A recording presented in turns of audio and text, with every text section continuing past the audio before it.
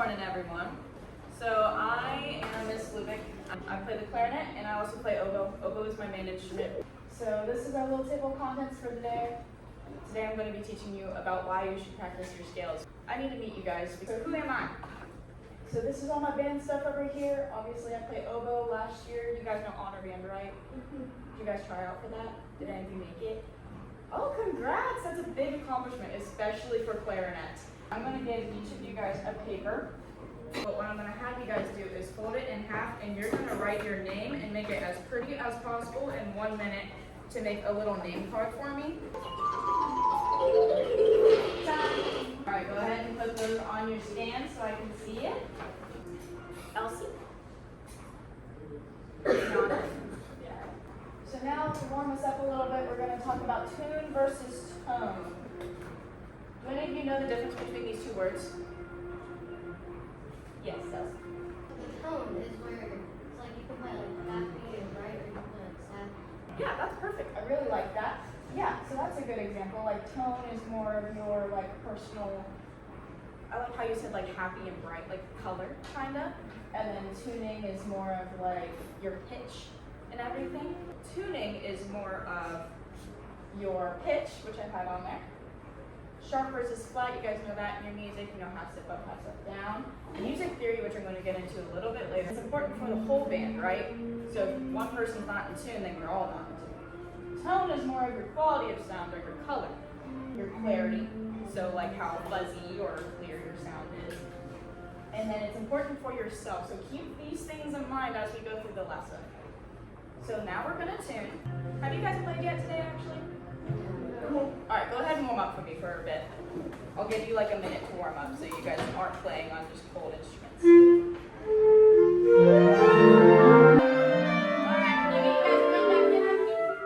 Oh, perfect. You guys are really good at that. Tune myself first. I have my Google tuner. I suggest the Total Energy tuner, or if you guys have contact tuners, those are great too.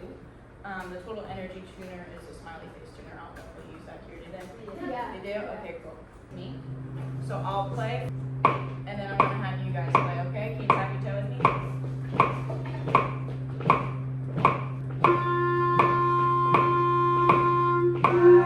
Yeah. Clarinets, can I get a little bit more of some like fullness from you? Remember when we talked about that tone?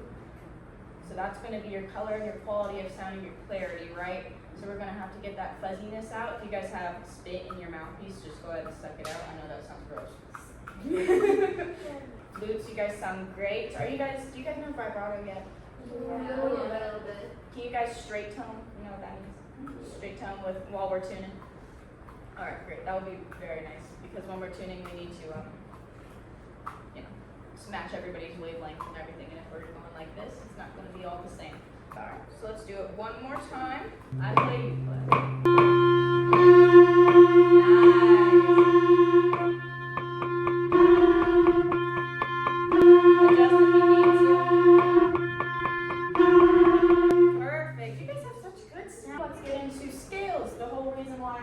Here. So scales why I have two main reasons for yourself and then the whole ensemble. So for the scales for yourself, I want you guys to look at these pictures and I want you to think to yourself a good 2 reasons why scales would be important for yourself. So go ahead and internalize that and think about it for me for a couple seconds. Thumbs up once you got it. Turn and talk to the person right by you. And if you guys have like an odd number, just go ahead and do 3 and share your 2 reasons why. I heard great answers all around. I heard it helps with your embouchure. I heard it helps with high notes, everything like that. Those are all perfect answers. I have it helps with speed, range, fingers, your alternates, which I heard, and your practice routine. Clarinet has 4 octaves. Did you know that? It does? Yup, 4 octaves. You have your lower one, your medium, your throat tones, your clarion, and then your altissimo. Yeah, and also helps you with your alternates because a lot of your scales have these weird sharps and flats, right? So you have to learn these different fingerings, and it's kind of annoying sometimes, but it makes you a better player. Scales why? For your ensemble. Now I'm going to want you to stand up, and you're going to find a person that you don't talk to at all. Go to them, and then I'll tell you what to do. So go ahead and do that really quickly. So now I'm going to want you guys to talk about things, why scales can be important for the ensemble class. So go ahead and talk about that for about a minute and like 37 seconds. Everyone, you want to go back to your seats? Yes. What did your partner say in the book? That like scales can be a song. That is a very good point. I love that. Ensemble. You have tuning, music theory, harder pieces, and music runs. And my key point of this whole thing is that music is built off of scales, and I wish I knew that when I was younger. Music theory, when you're doing this, in a lot of your music, does Fisher or Fuller ever have you hold out notes? Yes. With the whole ensemble, and you're all playing different notes and stuff like that, and it makes this really, really pretty sound. Those different chords. So these chords are actually built off of your scales. So instead we're going to play our scales. So if you want to go to your red book, how about concert B flat, E flat, and F? Is that okay? Yeah, that's what we practice. Alright, cool. So then you guys are going to be great at it, right? Alright, I can trust you. Let's start with quarter notes, and I'll see how you guys do, okay? We're going to start on the concert B flat major, and we're going to do you guys play, and then I'll play after that, okay? So you guys are going to lead me. You guys tell me how you want to be playing, alright? 5, 6, B flat, and go.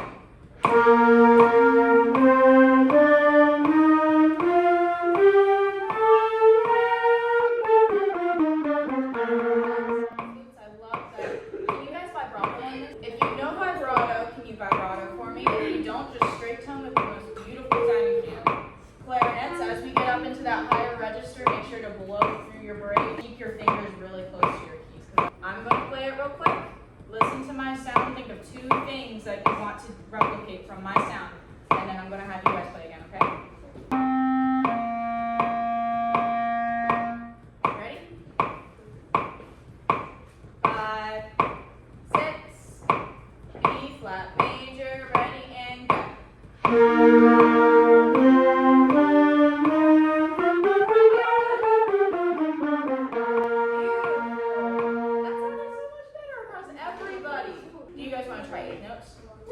Okay, D flat major, 8 notes and go.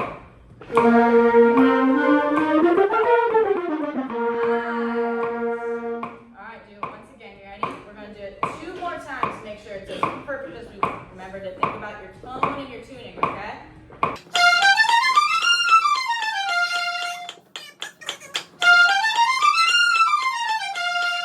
going to do one more scale, and we're going to do our concert E flat major, okay?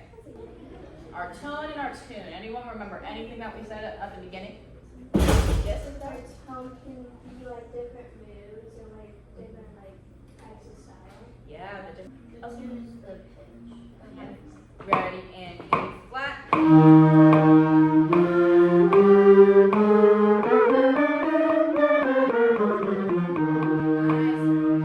Take a minute to look at your key signature. I heard a couple wrong notes. Any questions? Everybody okay? Alright.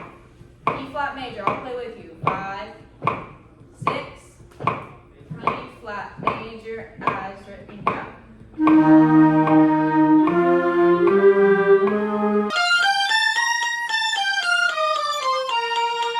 Nice, that was so good. Compared to the first time I heard you guys play it, that was great. So this was your concert music at one point, right? Yes. I told you that, guys, that music is built off of scales, right? So, in this, we have a couple of scales in here. Can any of you tell me where the scales are?